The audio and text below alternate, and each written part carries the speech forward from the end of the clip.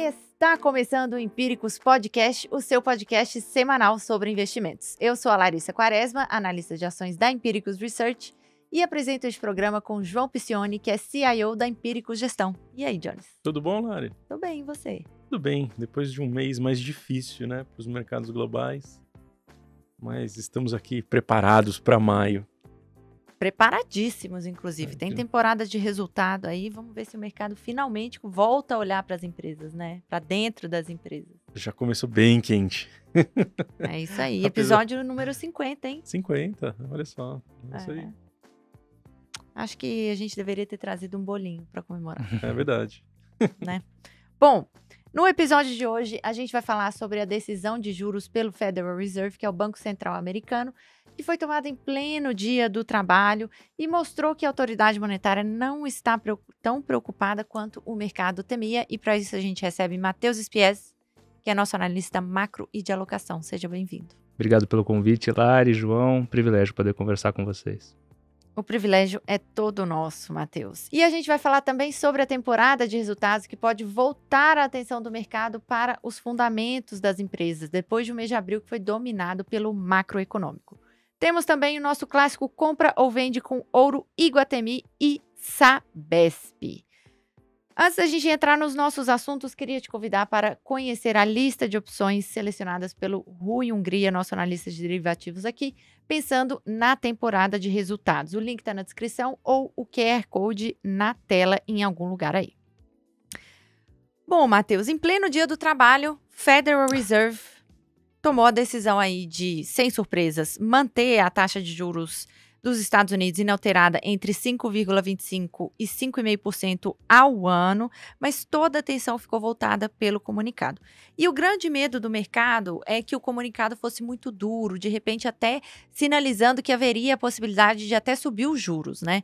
Como que você interpretou a decisão e os comunicados que acompanham? É legal a pergunta, porque o mercado inteiro estava olhando para isso. Ao redor do mundo inteiro só se fala disso quando se debate macroeconomia, porque a taxa de juros americana é considerada a taxa de juros livre de risco do mundo e, portanto, todas as demais taxas de juros são arbitradas em função dela, partem dela, inclusive a brasileira. Então, nós sentimos também volatilidade ou alta ou baixa de taxa de juros nos Estados Unidos. E o comunicado manteve a taxa de juros inalterada, é a sexta reunião consecutiva que essa taxa de juros está aí, está desde julho do ano passado, a gente vai completar um ano com esse patamar de juros dos Estados Unidos, que considerando o histórico mais recente, é alto, considerando o histórico recente. Então, é paradigmático porque ela não encontra um paralelo no qual nós tenhamos mantido taxa de juros tão elevada neste patamar e com uma resposta tão opaca da economia, porque nós observamos a economia real dos Estados Unidos ainda muito forte, resiliência inflacionária, e é isso que o Fed tem olhado. A gente entra o ano esperando que ele vá fazer cortes. Aqui na Empíricos a gente sempre antecipou menos que o mercado acreditava no começo do ano. O mercado, em certo momento, acreditou em 7 cortes no começo do ano. Isso, para um ano que só tem 8 reuniões, é muita coisa. Isso foi sendo ajustado, convergiu para 3, e daí agora o pessoal já está esperando, num cenário otimista, 2 cortes. É um pouco disso, muito por conta dessa atividade econômica. E daí, aqui divide em 2. Ao longo do mês de abril, no final de março, início de abril, a gente começou a temer muito o quão agressivo o Fed podia se tornar nesta reunião. Quão hawkish ou contracionista ele pudesse vir a ser. E por mais que, relativamente a março, o comunicado tenha vindo com um tom mais duro, com exceção, é claro, das diretrizes relacionadas com quantitative tightening, que é um aperto quantitativo, eu acho que é um tema válido para conversarmos também. Com essa sessão, foi de fato duro o comunicado, mas o Powell na coletiva acabou soando mais brando, mais dovish do que se esperava, do que se temia. Não é que ele tenha sido brando, pelo contrário, ele não foi. Mas considerando que o mercado temia que ele viesse, ancorando... Uma coisa importante, né? Algumas personalidades caricatas do mercado, uma ala, vinha falando que, ele não só não vai cortar, como ele pode subir. A gente nunca acreditou nisso aqui. E ele tirou isso da mesa também. Ele falou, claro, o Federal Reserve é responsivo, se for necessário subir, a gente sobe, mas não tô vendo isso no cenário. Já foi um alívio, eliminou esse cenário de cauda, porque por mais que fosse de probabilidade baixa, ele era tão brutal em termos para expectativas, que a simples presença dele já impactava o valor esperado dos ativos hoje. Então, no final do dia, todo mundo está dependendo de dados. Os modelos macroeconômicos, uma coisa que ele mesmo fala, e a gente já vem antecipando, eles estão errando muito, a gente não consegue antecipar, existe uma baixa aderência entre os dados precursores e o hard data em si, né? Então você tem dificuldade para modelar. A gente passou por algumas mudanças nesse pós-pandemia, são novas tendências de crescimento que o mercado não consegue projetar, então é difícil realmente formar expectativas. A gente está num ponto de virada, no qual os dados, até mesmo desta semana, dados de emprego, eles deveriam fortalecer, de algum modo, para as próximas semanas, dados de inflação fechada de abril ao longo de maio que teremos, e depois, posteriormente, a inflação de maio. Esses dados deveriam fortalecer, aí sim, a perspectiva de corte de juros para os Estados Unidos, que eu ainda acho que existe a chance, ainda acho que é válido esperarmos que haja corte de juros em 2024, menos do que a gente pressupunha, com muita mais dificuldade, em um ambiente de maior resiliência inflacionária, mas que ainda assim, no cenário geral, deveria convergir para um padrão mais normalizado em um segundo momento. Essa é a leitura geral que acabou sendo bem recebida pelo mercado, ainda que timidamente, porque ainda é muita incerteza no radar. Perfeito. E você comentou sobre o QT, né? Que é aquela venda de títulos que o Banco Central americano faz no governo, né? No mercado, aquele enxugamento de balanço, né, que o Fed já vinha fazendo, e ele sinalizou, né, alguns meses atrás, que reduziria o ritmo do QT, o que seria bom, e aí ele efetivamente formalizou essa redução de ritmo, né, e a redução, ela foi maior do que o esperado, né? Qual efeito você espera que isso tenha sobre os mercados? Ajuda a diluir o ambiente de uma percepção contracionista. O que eu quero dizer com isso? De 2008 para cá, o Federal Reserve, o Banco Central dos Estados Unidos, só recapitulando para o pessoal que está ouvindo a gente, ele vem se valendo de um instrumento no qual ele, para ampliar a liquidez do mercado e dar maior flexibilidade para os agentes do mercado, comprando ativos. Então ele vem comprando ativos, quando ele compra ativos, ele joga, né, dinheiro no mercado. Isso tem um efeito, inclusive, de ancoragem para taxas de juros no mercado, né? Quando você compra um ativo, você faz uma pressão de demanda, sobe o preço, cai a taxa de juros. Isso, claro, teve um efeito nessa era que vivemos até a pandemia, de dinheiro grátis, né? Free money para todo mundo. E na pandemia isso ele tentou até reduzir em certa altura, de 2017 para 2018, né? Tentou enxugar, não deu certo, e daí em 2020, com a pandemia, ele acelera para valer, joga esse balanço, né? Porque ele vai inchando o próprio balanço. Ele joga esse balanço para 9 trilhões de dólares. De 2022 para cá, junto com a alta dos juros, ele começa a se desfazer desse balanço também. E isso, claro, tem um fator contracionista. Então ele estava subindo juros e estava tirando liquidez, ele estava reduzindo. Pra você ter uma ideia, o balanço do Fed, que já foi em 9 trilhões, já estava em torno, hoje, né, até agora há pouco, 7,4 trilhões. Ou seja, reduziu bem, mas ele falou o seguinte, não vou subir juros agora, não vou descer juros agora, perdão, ele não vai descer juros agora, mas essa diminuição de balanço que eu venho fazendo, esse ritmo de diminuição, eu vou desacelerar. Então ele já vinha feito isso, como você muito bem falou, ele estava quase jogando, tirando do mercado, né, tirando do próprio balanço 100 bilhões de dólares, isso foi reduzido para 65 e agora reduziu ainda mais. Isso ajuda o mercado porque tem um efeito também, ser o equivalente o mercado coloca no preço ele reduzindo os juros ou reduzindo seu balanço. A partir do momento que ele não reduz juros, mas reduz menos o seu balanço, tem uma implicação para a percepção dos investidores relativamente ao que se esperava de corte de juros, menos impactante.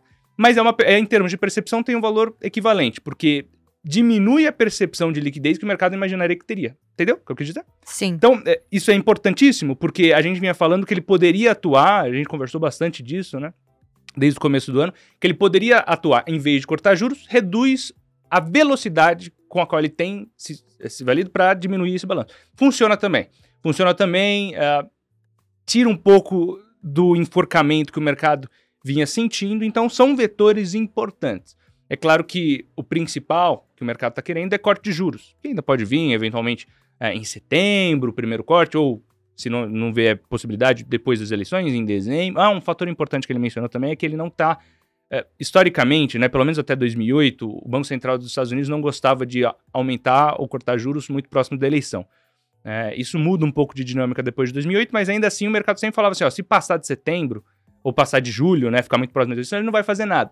Ele parece que se os dados falarem para ele fazer, se permitirem que ele faça um corte de juros, mesmo próximo da eleição em setembro ali, mais próximo da eleição em novembro, ele o fará. Ou seja, não tem mais também essa relação... Ele nunca vai falar que não vai fazer, né? Veja. Mas são sinalizações importantes, veja. Entende o que eu quis dizer? Em termos de credibilidade, é relevante. Ele explicitou, né? Ele descorrelacionou explicitamente as decisões com as eleições. Porque senão, se ele não falasse, o pessoal ia ganhar força a retórica, a tese de que ele não faria. Então, assim, não é que ele de fato seguirá o que ele está falando, mas já é um compromisso verbal dele. Tem importância em termos de comunicação de Banco Central, entende? Então, assim, no final do dia, pelo menos, a situação não foi tão contracionista quanto se temia. O mercado recebeu isso relativamente bem, em termos de leitura. Os juros, que estava flertando com 4,70, voltou ali para os seus 4,60, está tentando subir às vezes, mas me parece que dificilmente vai flertar com aquele 5% que a gente chegou em outubro, a menos que alguma coisa muito grande aconteça. Eu não vejo isso acontecendo. A gente teve dados importantes, tem payroll essa semana, daí depois a gente vai ter CPI. São dados que poderiam, de certa forma, ajudar o Federal Reserve a ter um mapa mais claro de para onde ele vai levar essa taxa de juros. Eu acho que tem dois pontos aí dessa história. Você falou ali do QT. Assim, o QT vai ser fundamental no final das contas para que a Yellen consiga colocar o dinheiro consiga captar os recursos que ela precisa para a conta do Tesouro esse ano. Quer dizer, o Fed, no final, ele vai ser um financiador de última instância do governo americano de novo.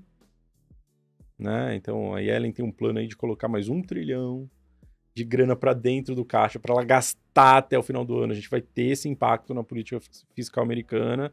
E o Fed, com a redução do QT, na verdade, ele sinaliza pro governo que assim, olha, ok, vai atrás do seu dinheiro, vai atrás do seu déficit, que eu estou aqui para cobri-lo, caso seja necessário. Não é muito... Vamos lá. Olhando para o longo prazo é ruim, mas no curto prazo isso significa um impulso importante para os mercados acionários. Esse é um ponto-chave aí dessa redução do quantitative tightening. E acho também que, se vier, eu acho que essa ferramenta que o Fed tem, ela é mais poderosa que os juros. É uma ferramenta que a gente já viu, ferramenta de liquidez. Ela empurra os mercados para cima, a gente pode perceber isso no começo desse ano lá fora. E eu acho que em setembro a escolha seria por reduzir o QT e não mexer nos juros. Se a economia realmente der sinais de enfraquecimento, que eu não acho que eles têm isso na cabeça, e até por isso que o Powell ele foi mais comedido na hipótese, de queda de juros, ele foi comedido, Assim, a inflação ainda incomoda, aquela história toda. Eu acho que a saída mais interessante é pela redução do balanço do Fed. E aí a redução do balanço do Fed é um impulso muito grande para o mercado acionário, para novos investimentos. É um jogo que é bom de ser jogado para quem está em investimento de risco. Porque no final, especialmente lá fora, no final ainda vai guardar, é como se o Fed guardasse o as na manga, No limite ele ainda vai ter os juros para ele abaixar na virada do ano que vem. Então me parece ser, assim, a continuidade do processo que a gente estava vendo, desse bull market, do primeiro tri lá fora, em especial, vai se dar, apesar aí do mês de abril ter sido um mês de correção, eu acho que vai se dar, e até por isso que o mercado se animou ontem, e hoje também está reverberando bem, Hoje, quinta-feira, que a gente está gravando, está reverberando bem, está numa dinâmica positiva, porque o mercado está enxergando esse apetite do Fed em manter as coisas ao menos no mesmo nível que elas estão agora. O interessante é que, assim, para o ativo de risco, para as ações, principalmente ações de emergentes, esse juro americano de longuíssimo prazo, não longuíssimo, né, mas de longo prazo de 10 anos, ele é mais importante do que o juro de curto prazo, que é o que o Fed efetivamente caneta, né? Vamos colocar assim. E o QT, quer dizer, a redução de ritmo do QT, ela mexe muito mais diretamente com esse juro de longo prazo, né? Porque são variados os prazos dos títulos que o Federal Reserve carrega, do que a decisão de juros em si, né? Então, assim, corroborando o que você disse, né? Eu ainda tenho um pouco de preocupação em relação a esses juros de longo prazo e acho que eles, apesar desse efeito positivo do QT, quando a gente vê o Fed desacelerando o enxugamento do balanço, a gente vê as taxas de 10 anos realmente dando uma esfriada, mas eu tô com um pouco de medo ainda, porque esse prêmio de risco de longo prazo, ele não deve deixar... na verdade, assim, ele precisa começar a existir. Você tem uma economia muito forte nos Estados Unidos, que continua rodando a uma velocidade super saudável, razoável. Você tem uma inflação que é resiliente, que é chata, e você não tem prêmio pelo risco de estar investido em bonds no longo prazo. Entendi seu ponto. É como se você estivesse manipulando o mercado. Né? Você está falando para o mercado, invista tudo no curto prazo, porque no longo você vai ganhar menos dinheiro. E isso me parece algo que não, assim, não historicamente, vamos dizer, né, quando a gente olha para a história, é algo que não se sustenta no longo prazo. Esse prêmio pelo risco, por prazos mais elevados, ele precisa ganhar atração para você ter uma economia saudável e até que justifique o Fed abaixar os juros, jogar a economia para baixo. Um dos motivos que ele não joga esses juros para baixo é porque o juros de longo prazo está dando alimento para a economia andar. Né?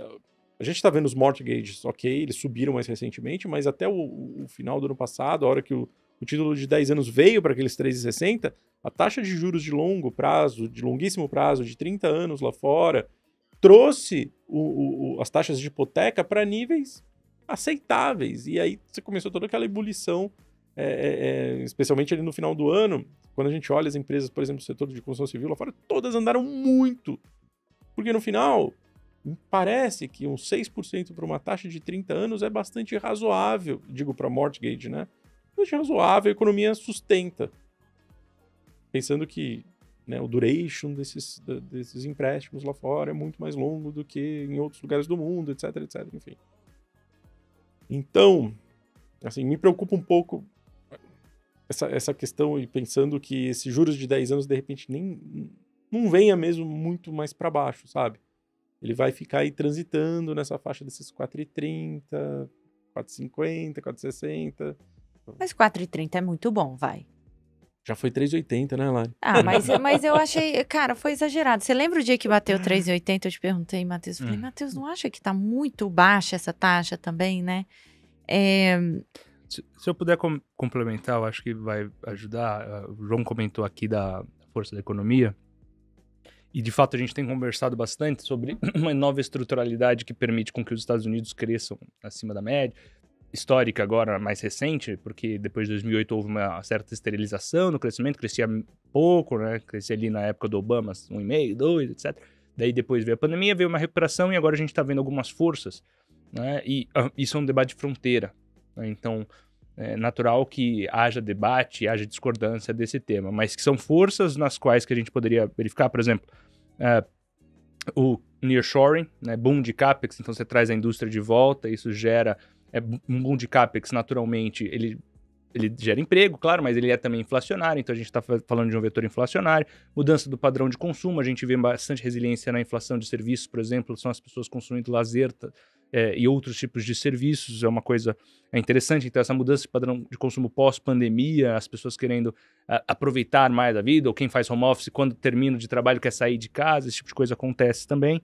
Tem o gasto do governo, propriamente dito, que é o que o João comentou aqui muito bem, é um vetor estrutural importante de crescimento, né? Então tem dado um suporte. Claro que a gente pode conversar, eu acho que válido a sustentabilidade disso, porque de fato tem se tornado termos de longo prazo insustentável.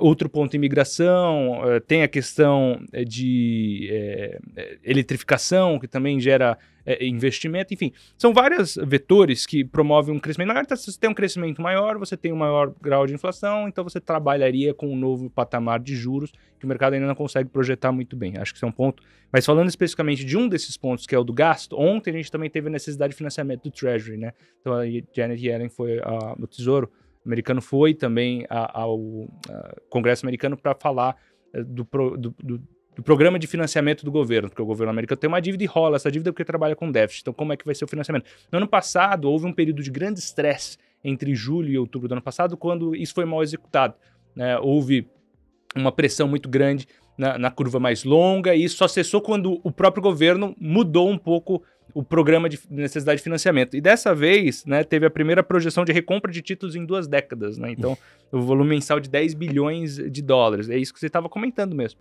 Então, é uma nova dinâmica de crescimento de gastos, e pelo menos esse evento aqui de ontem foi benigno, do ponto de vista, considerando que podia ser maligno, visto o que aconteceu no passado. Agora, gera também uma preocupação que vem se tornando mais evidente ao longo do tempo, de que há necessidade de uma recondução fiscal, inclusive nos países envolvidos. Eu vejo muita gente falando assim, o Brasil tem uma dívida de 74%, só que tem gente que tem 200% do PIB e a gente podia ter muito mais. Não é. Cada país é um país, né? Cada país tem um ponto de equilíbrio. A gente não pode se dar esse luxo. Exatamente. O Brasil tinha que estar menos endividado, inclusive, tinha que ter uma trajetória saudável. A trajetória é importante. E lá fora também há necessidade de revisão fiscal, muitas coisas, inclusive nos Estados Unidos. Várias personalidades já estão falando nisso, né? A gente teve o Druckenmiller batendo na Janet Yellen verbalmente, né? Em um evento que ele participou. Foi verbalmente, não literalmente. Coitado, né? Falando duro, e provavelmente a gente vai ter mais eventos globais. A gente teve agora o evento do FMI, né? E do Banco Mundial também chamando atenção para o endividamento dos países, não só dos emergentes, dos envolvidos também. Então esse estresse fiscal, que também, se você tem menor credibilidade de pagamento, porque você tem mais dívida, significa que você vai ter que pagar mais juros. Também é um vetor de pressão. Uma eventual reeducação, que não vai acontecer no curto prazo, a gente tem eleição e nenhum dos dois candidatos é responsável do ponto de vista fiscal, nem o Biden, nem o Trump. Cada um por um lado, né? O Biden gasta pra caramba, o Trump, ele corta impostos, tenta compensar com imposto de importação, mas a equação meio que não fecha, então tem déficit ainda. Nenhum dos dois conversa com uma resposta para isso, mas é um problema que a gente vai ter que lidar, o mercado vai ter que lidar, e não coloca isso na conta ainda. Tentou colocar no ano passado, deu um estresse pra caramba, teve o downgrade dos Estados Unidos, da nota, vocês lembram desse episódio? E eventualmente pode acontecer de novo, não agora, mas em um segundo momento. Então é um ponto a se pensar mesmo, em termos do quão isso impacta juros de longo prazo também nos Estados Unidos. É um debate novo para eles também, esses níveis de endividamento, trajetória insustentável, pouco saudável, do quadro orçamentário americano. É uma discussão super importante, né? E concordo que talvez a gente vai ter ela por muito tempo ainda. Podemos falar de resultados? Vamos lá. A temporada de resultados começou a ganhar mais força no Brasil, ela continua com força nos Estados Unidos, né? E finalmente pode atrair a atenção de volta para dentro das empresas, fora desse macro um pouco mais desafiador que a gente vem comentando. Nos últimos dias, a gente teve as divulgações de resultados de Intelbras, Bradesco, Assaí e Amazon lá fora, né? E eu queria chamar a atenção para esse ponto que eu tenho falado muito, né? Que é o mercado voltar a olhar para dentro das empresas no resultado de Intelbras. Isso ficou muito claro, porque assim, o mercado está muito curto-prazista, né? Eu acho assim, vem uma expectativa de um resultado mais fraco, uma expectativa, o mercado já começa a shortear aquela ação, pressiona o preço da ação, e aí vem um resultado mais fraco, mas não tão pessimista quanto, né, estimado pelo mercado, não tão ruim. E aí você vê aquele short covering, né, que são investidores ou fundos quantitativos que sejam recomprando aquele papel, né, para fechar a posição vendida, e aí você vê aberrações, né, ações subindo 10, 15, 17% em um dia. E assim, hoje, aconteceu isso com a Intelbras, né, foi exatamente esse caso que eu estava descrevendo, e hoje, se a gente olha para o percentual do valor de mercado somado das ações brasileiras que estão shorteadas, voltou para o patamar do começo do ano passado, que foi quando o Ibovespa estava perto de 113, 115 mil pontos. Então, eu acho que a gente pode ver isso acontecer mais nessa temporada de resultados aqui no Brasil. Não sei como tá lá fora. Quer falar um pouquinho de Amazon?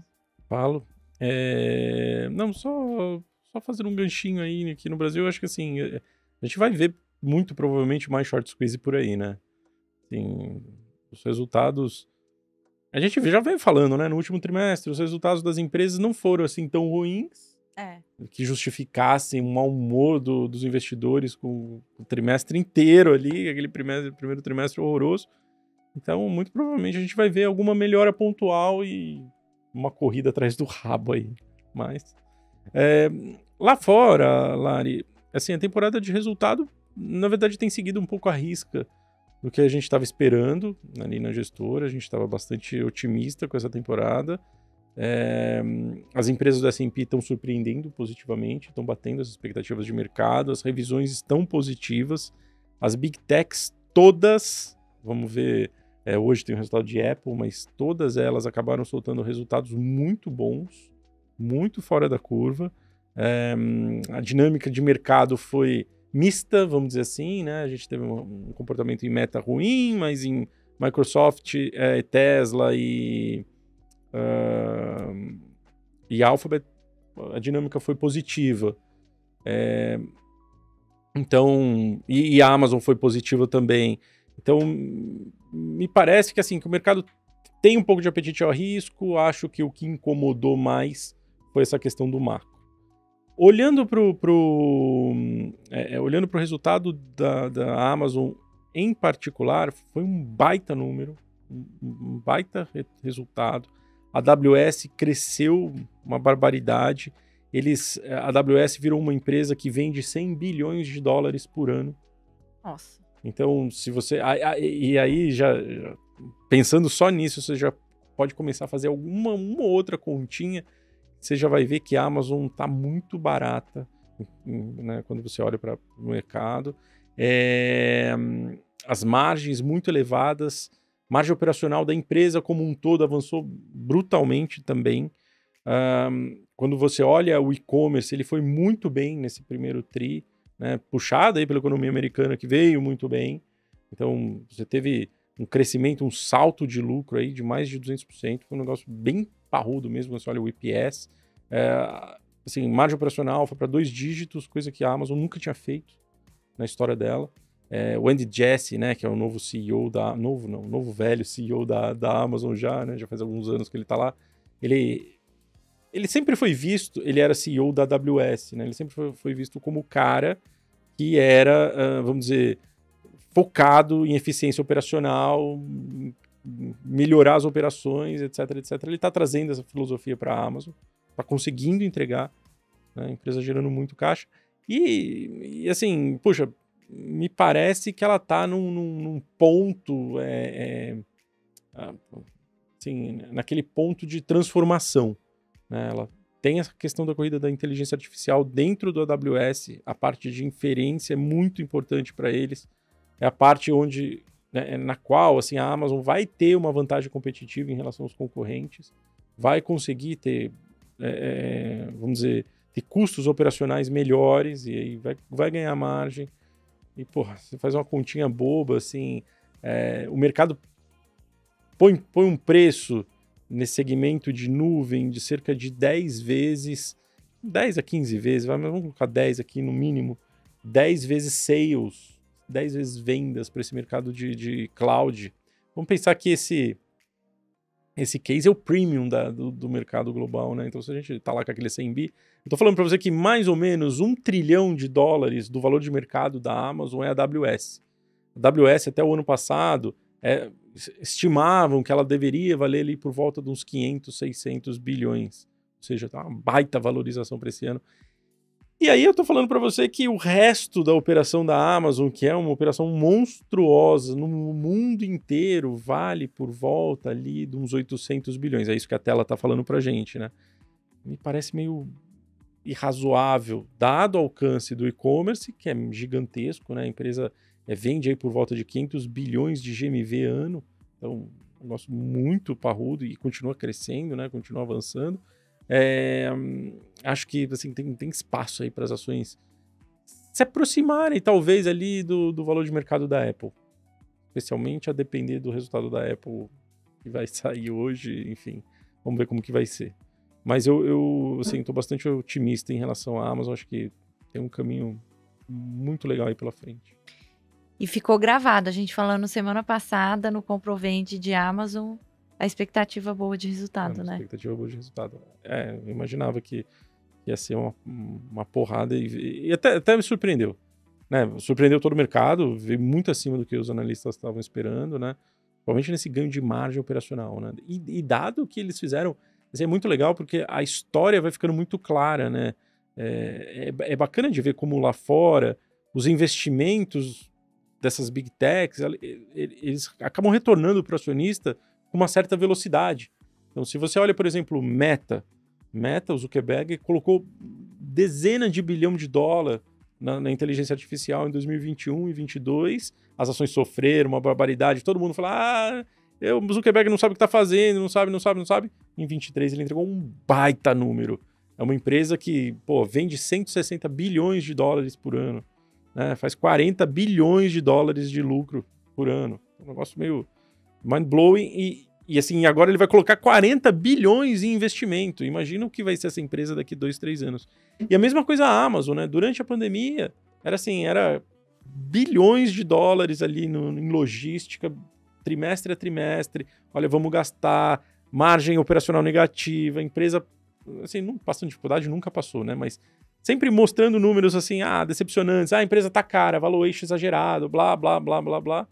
E agora você começa a colher os benefícios, assim, crescimento, alta de margem operacional muito grande. Todos esses números, se você coloca na valuation, se você atualiza os valuations com esse tipo de margem operacional que a empresa está fazendo, com esse tipo de fluxo de caixa que ela está gerando agora, que ela gerou nesse trimestre, se você começar a pensar nela com essa cara agora, assim, esse valuation é muito, muito acima do que a gente está vendo na tela.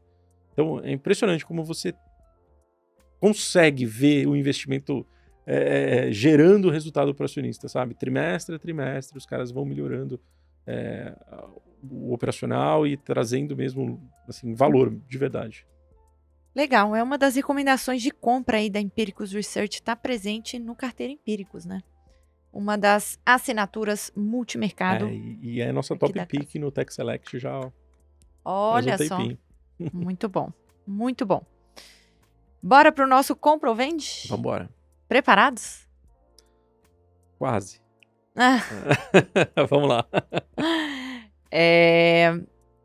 Então, assumindo que você não tem carteira, você compra ou vende ouro a $2.300 a onça, Troy, começando por você, Matheus.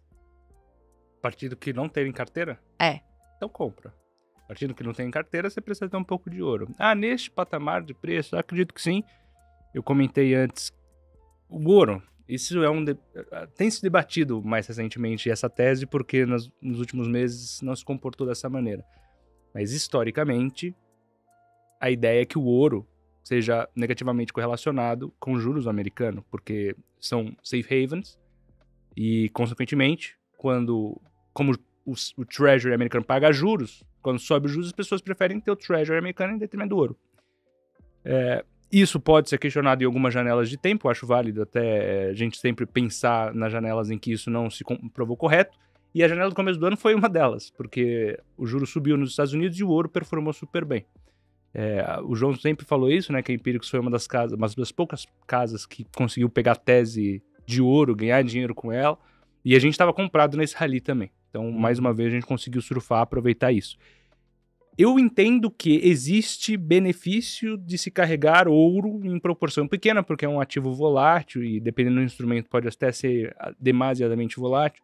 Então, tem uma limitação do quanto você tem que ter, mas do ponto de vista de uma proteção e como diversifier de carteira, nessa abordagem de safe haven, é importante se ter ouro.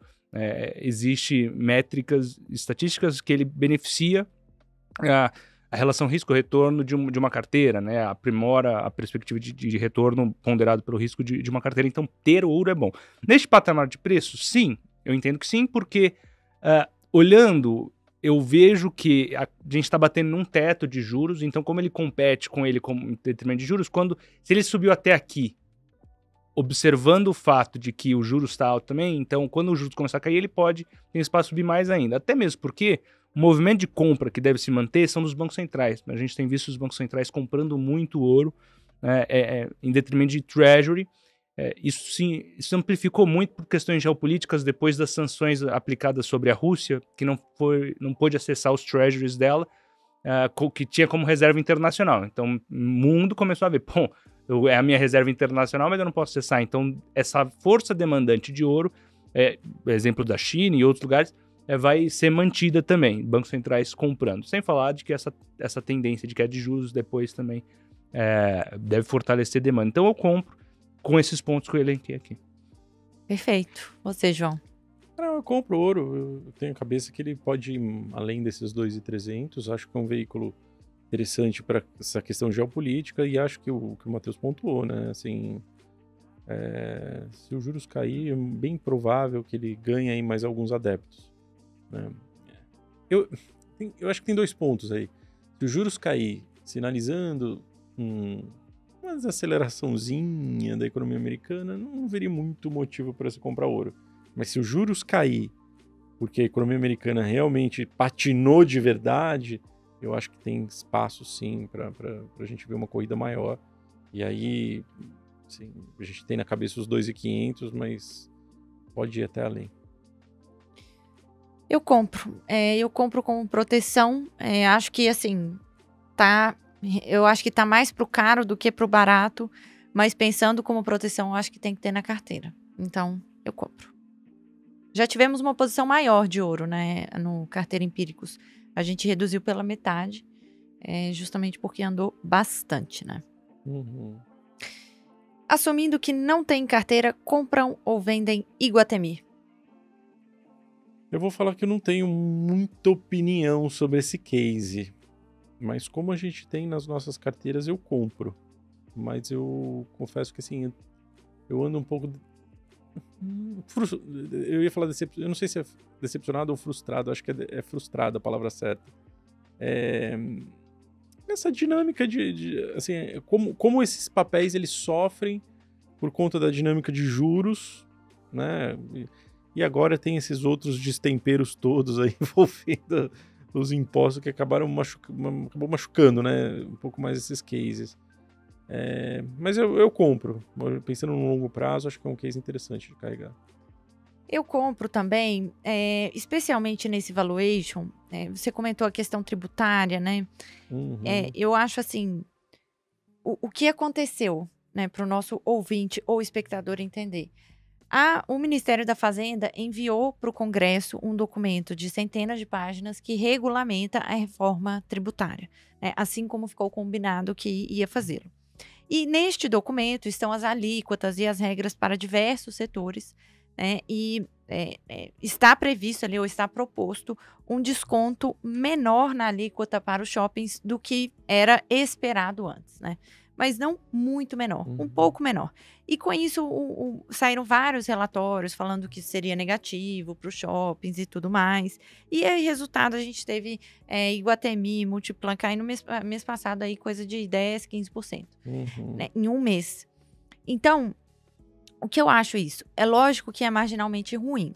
Mas se a reforma for aprovada nestes termos, a gente está falando de uma coisa que vai acontecer daqui 10 anos, né? Então, você pega um impacto marginal no fluxo de caixa, né? A partir de 10 anos, a partir de 2034. E, claro, que isso é passível de discussão. Então, eu acho que teve, assim, não justifica uma queda de 15% no valor justo das empresas, sabe? Então, eu vejo uma oportunidade aí. Um outro ponto, e assim, só para coroar, né? Hoje o múltiplo preço FFO, que é uma aproximação do fluxo de caixa operacional de shopping, está entre 10 e 11 vezes, o que é, assim, muito barato, né, para Iguatemi. E um outro ponto é que a companhia está numa sequência de resultados muito legal. A gente tem tentado privilegiar empresas que estão em um bom momento operacional, justamente porque o mercado está muito curto prazista, né? Tem muita gente negociando, comprando e vendendo ali na base do resultado, já que a gente não tem dinheiro novo, né? Na bolsa é suficiente para formar a tendência de alta. Então, o Iguatemi está num momento operacional muito bom, crescimento muito forte de vendas, inadimplência baixa e caindo. Um parque de lojistas que ele foi renovado, né? A gente teve muitos lojistas que tiveram problemas na pandemia, marcas que não performaram, tiveram que ser trocadas. Então, hoje a vacância está menor, né, dos shoppings, e a inadimplência também está menor. É tudo isso com uma estrutura operacional mais ajustada. Então, assim, eu acho que eu gosto pelo momento operacional e pelo valuation. Agora, eu concordo com você que é um risco e é uma volatilidade maior, porque é um papel muito correlacionado com os juros americanos, né? Inversamente correlacionado. Não só americanos, como brasileiros. Aqui também pega bastante. Então, assim, é um papel que ele é mais volátil, né? Isso não tem dúvida, assim como todos os outros do setor de imobiliário, né? Isso vale para shopping, vale para incorporadora, enfim. Mas eu gosto. Esse patamar que está hoje, eu gosto bastante. Você, Matheus? Concordo. Esse patamar de preço eu acho que vale a pena ter. É um blend ali de varejo com real estate, com qualidade. E nesse último movimento de correção que teve derivado da reforma tributária, foi um tiroteio. O pessoal não entendeu nada e, na dúvida, vendeu, ajustou posição. Para vocês terem uma ideia, tem 2 projetos de lei complementar para vir da regulamentação, né? A gente viu o primeiro, que era o principal, vai ter outro depois tratando de outras especificidades e vai ter um terceiro ainda de lei ordinária para falar de fundos de desenvolvimento. Esse foi o principal, o pessoal interpretou que poderia ser marginalmente pior, mas dependendo do tipo de dedução que tiver, que vai ser debatido ainda, o efeito talvez nem seja esse que foi colocado nas projeções mais conservadoras, né? Então, acho que dá para carregar. Não muda a tese estruturalmente, como você colocou ali, vai ser um impacto lá na frente, né? Que vai ter seu impacto, claro, natural, mas não necessariamente muda a estruturalidade da tese, que é o caso. Perfeito. Agora vamos para o nosso último, e eu queria começar com você, Matheus. Assumindo que você não tem carteira, compra ou vende Sabesp? Assumindo que não tem carteira, é uma tese que já teve no M5M, né? Eu recomendei, mas eu tirei isso só por uma questão de valuation, só que parece que o meu receio que pudesse acontecer acabou não acontecendo, então tá caminhando da maneira correta, eu compraria a tese que é a privatização, né? Comprar a tese de privatização.